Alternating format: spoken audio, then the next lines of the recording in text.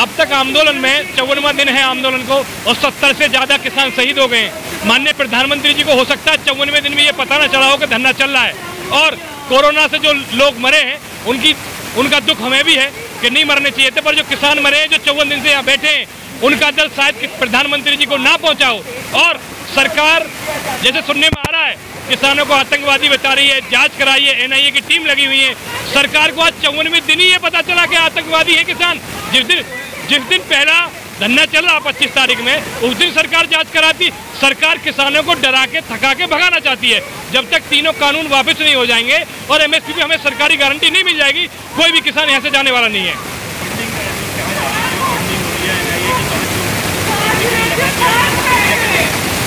Funding की सरकार को ज़्यादा नॉलेज है, हमें तो पता नहीं है। तो सारे किसान आ रहे हैं और सारे किसान ही अपना सहयोग कर रहे हैं। हर घर से किसानों के राशन आ रहा है। जो जिस लायक है किसान, वो अपना आंदोलन में हिस्सेदारी कर रहा है।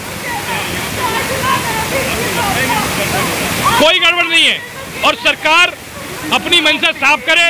अगर उन्हें ये लगता है कि आतंकवादी है, खालिस्तानी है, और भी जो कुछ वो नाम धरना चाह रहे, वो जांच करा में, उनके पास सारे साधन है जांच कराने के। LI उनके पास है, RAW उनके पास है, इंटेलिजेंस उनके पास है, CBI उनके पास है।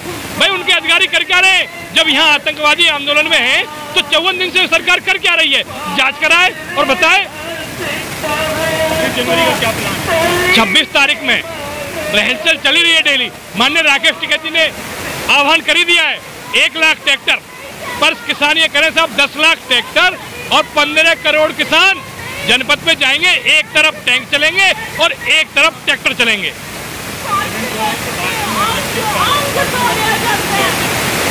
जी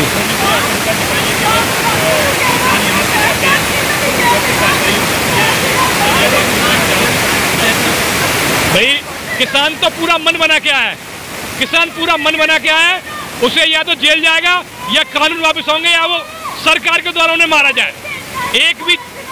तीनों में से एक भी काम सरकार को करना पड़ेगा। उससे पहले किसान हटने वाले नहीं है। भाई जो हमारे यहाँ जो कृषि है वो किसानों का रोजगार है। अगर वो ही छिन जाएगा तो किसान क्या करेगा? वो तो वैसे ही मर जाएगा। घर जा क्या करेगा जब उससे सारी चीज खुल जाएंगी? कॉन्ट्रैक्ट फार्मिंग हो, MSP हो, APMC हो, सारी चीजें। और सुप्रीम कोर्ट ने ऐसे लोगों की कमेटी बना दी जो सारे एक ही मंशा के लोग हैं। अशोक गुलाटी तो इन कानूनों के जनक है जिन्होंने बनाए। अब उनसे कैसे किसान बात कर ले? वो तो समंदर कर रहे हैं। अनिल धनमट और भूपेंद्र मान साहब कारणों की क्या कारण रहा वो जाने, उन्हें समाज में रहता है किसान बीच में, वो हट गए हैं। ये दोनों लोग तो मिले थे कृषि मंत्री से और अब बाकायदा चिट्ठी दी थी कि ये बहुत अच्छे कानून लागू करो। ये आंदोलन किसी विशेष धर्म का नहीं है। ये संपूर्ण देश के किसानों का, संपूर्ण जाति किसानों का है। और सरकार को ये बात सोचनी चाहिए, जो चीज किसान नहीं चाह रहे, हमारे यहाँ 70% जो किसान है उसकी जो स्रोत आएगा वो कृषि है, वो खत्म हो जाएगा तो क्या करेगा? हमारा जो देश है ये विकासशील है। 10% सब्सिडी दे सकते हैं, विकसित वाले 5% सब्सिडी दे सकते हैं। और हमारे यहाँ सब्सिडी दी जाती है 15,436 रुपये, अमेरिका में दी जाती है 42 लाख रुपए, कनाडा में दी जाए 9 लाख रुपए। तो ये जो किसानों के लिए जो काम करने चाहिए सरकार को, जिसके लिए इन्हें वोट दिया, उसमें सरकार खड़ी नहीं उतरी। किसानों के और लोगों के पास कोई विकल्प नहीं था। कांग्रेस पहले से ही घोटाले में थी। इनको इसलिए वोट दिया था कि किसानों की आय दुगनी करेंगे, किसानों के और जो रोजगार बढ़ाएंगे, पर इन्होंने किसानों की गर्दन को दबाने का काम किया। विकल्प तो नहीं है, विकल्प निकलेंगे। 54 दिन की कड़ाके की ठंड में एक भी किसान यहाँ से नहीं गया। आप आशंका लगा सकते हैं और आप सोचिए कि कई लाख किसान सारे बॉर्डरों पे है। आप भी अपने माध्यम से देख रहे होंगे। निर्णय वही है, बिल वापसी नहीं तो घर वापसी नहीं।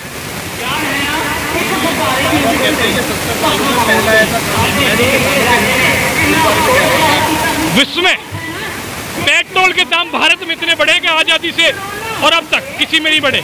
और इतने अच्छे कानून सरकार ने बनाए, तो सरकार ने 25 तारीख में जब आंदोलन चालू हुआ तो क्यों नहीं मंत्री बताने आ रहे? क्यों नहीं प्रधानमंत्री जी किसानों के बीच में आ रहे कि भाई ये इतने अच्छे कानून है, इनसे ये फायदा होने।